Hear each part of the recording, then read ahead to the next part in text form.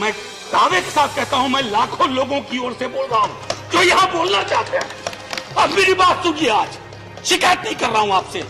आप कहिएगा 70 साल में कुछ नहीं। Next speaker is professor Manoj Jha. Professor Manoj Jha. शुक्रिया वाइस चेयरमैन साहब।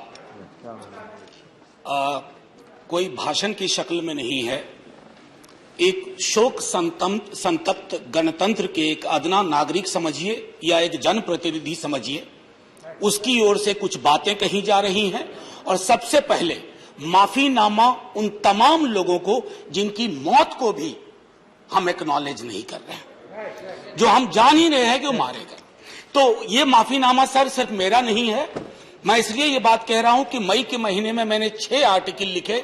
संसद चल नहीं रही थी, कहां अपनी शिकायत ले जाते, किससे कहते। मुझे भाजपा के मित्रों ने, कई साथियों ने कॉल किया, बधाई दी। मैं उनका भी एहतराम करता हूं और कहता हूं कि ये भरोसा इस सदन का है कि हम सबको एक साझा माफीनामा उन लोगों के नाम भेजना चाहिए जिनकी लाशें गंगा में तैर रही थी। किसी ने कह दिया ये, किसी ने कह दिया वो। सर दूसरी चीज, मैंने कल सेक्रेटरी जनरल साहब से बात करने की कोशिश की, बाकी जगह भी। किसी 2 सत्र के बीच में सर 50 लोगों की ऑबिचुअरी आज तक कभी नहीं हुई संसदीय इतिहास में। राजीव सातव की उम्र थी जाने की इस दुनिया से। रघुनाथ महापात्रा जब मिलते थे गले लगाते थे, बोलते थे जय जगन्नाथ। अचानक में वो नहीं है। ये पीड़ा व्यक्तिगत है, आंकड़ा मैं नहीं कहना चाहता हूं, मेरा आंकड़ा, तुम्हारा आंकड़ा। अपनी पीड़ा में आंकड़ा ढूंढिए। एक व्यक्ति नहीं है इस देश में, इस सदन में, सदन के बाहर, उस सदन में जो ये कहे कि उसने किसी जानने वाले को ना खोया हो। सर पीड़ा कह सकता हूं। ऑक्सीजन के लिए लोग फोन करते थे, हम अरेंज नहीं कर पाते थे। लोग समझते हैं सांसद है, ऑक्सीजन पिछा देगा। 100 फोन में पूरे दिन में शाम को बैठ के देखते थे, सक्सेस रेट 2, सक्सेस रेट 3। हमको कौन सा आंकड़ा कोई बताएगा साहब? हमको नहीं चाहिए, किसी आंकड़े की बात नहीं करनी है। हमें देखना है कि जो लोग गए वो जिंदा दस्तावेज छोड़ के गए हैं हमारे फेलियर का। मैं आपकी बात नहीं कर रहा हूं साहब। आप कहिएगा 70 साल में कुछ नहीं हुआ, मैं उसमें जाना ही नहीं चाहता। ये कलेक्टिव फेलियर है 47 से लेकर अब तक की सारी सरकारों का। क्या बना दिया हमने? मुझे पता नहीं था कि अस्पताल और ऑक्सीजन का क्या रिश्ता होता है सर। ईमानदारी से कहता हूं, मैं मेडिकल बैकग्राउंड से नहीं आता हूं। सुबह से लोगों को दिखता था ऑक्सीजन ऑक्सीजन, रेमडेसिविर। मैं तो दवाइयों के नाम तक शुरू में सर प्रोनाउंसिएशन चेक किए कि कैसे उच्चारण करूंगा। ये हालत है। और तब हम आंकड़ों की बात कर रहे हैं, तब हम ये बात कर रहे हैं थैंक यू फलाना साहब, चिलाना साहब।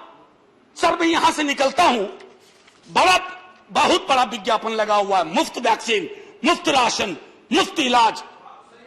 सर एक मिनट, मैंने किसी नहीं, please I don't want my time.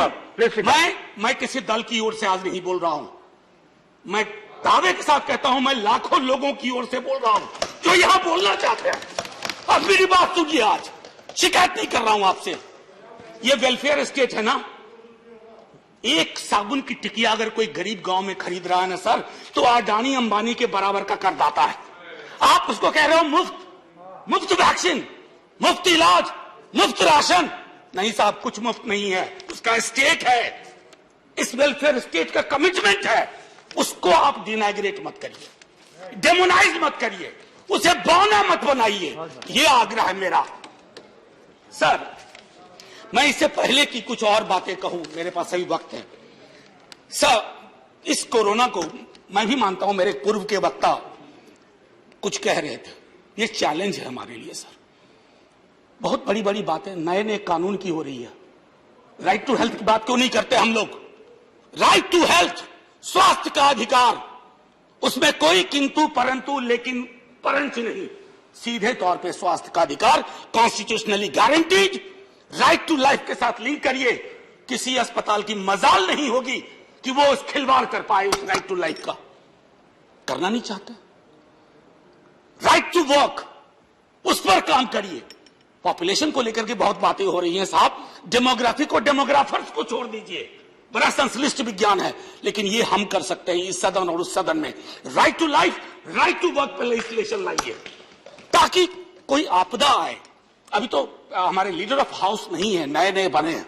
उनसे मैं कहता, जब वो रेल मंत्री थे, हॉस्पिटैलिटी सेक्टर के लोगों को निकाल दिया गया। इसी कोरोना काल में मैंने लगातार आवाज उठाई, कोई सुनने वाला नहीं है सर, कोई नहीं सुन रहा। अगर आप सांसद की नहीं सुन रहे हैं तो जो छोटे अदना संविदा वाले नौकरी से निकाले गए उसकी कौन सुनेगा सर। एक और अद्भुत चीज हुई इसी कोरोना के दौरान, माननीय उपसभापति महोदय, जब हाहाकार मचा हुआ था हॉस्पिटल के लिए, आईसीयू बेड्स के लिए, दवाइयों के लिए, यह हाहाकार जब मचा हुआ था, उस दौर में सर कई चीजें हुई, जिसमें से एक जो महत्वपूर्ण चीज मैं जिसका जिक्र करूंगा, उस हाहाकार में सरकारें, मैं सिर्फ केंद्र को नहीं कह रहा हूं, कई राज्य सरकारें भी नदारद थी। वो 1.5 महीना कैसे बिताया है इस मुल्क ने। हमारे सदन के कोई लोग बड़ी मुश्किल से बच के आए हैं, मैं नाम नहीं लूंगा। पूरे देश ने वो वक्त कैसे बिताया है, नाइटमेयर की तरह लगता है सर, डरावना लगता है। एक मेरा स्टूडेंट पढ़ा है, वह 37 साल का, हॉस्पिटल का बेड जब तक मैंने अरेंज किया वो दुनिया छोड़ के जा चुका था। मैं इसलिए बार बार इसको इसलिए ये कह रहा हूं कि इसमें व्यक्तिगत पीड़ा को ढूंढिए, तब हम इसका निदान ढूंढ पाएंगे। मेरी नाव तुम्हारी नाव, मेरा काल तुम्हारा काल, ये तो बहुत कुछ हुआ, इस भौकाल से आपको कुछ हासिल नहीं होगा। सर बस 1 मिनट और लूंगा, जो मैं कहना चाह रहा था। सर एक खत मैंने मृतात्माओं के नाम लिखा था, कुछ कर नहीं पा रहा था, बेबसी में एक खत लिखा, जो लोग इस दुनिया से चले गए।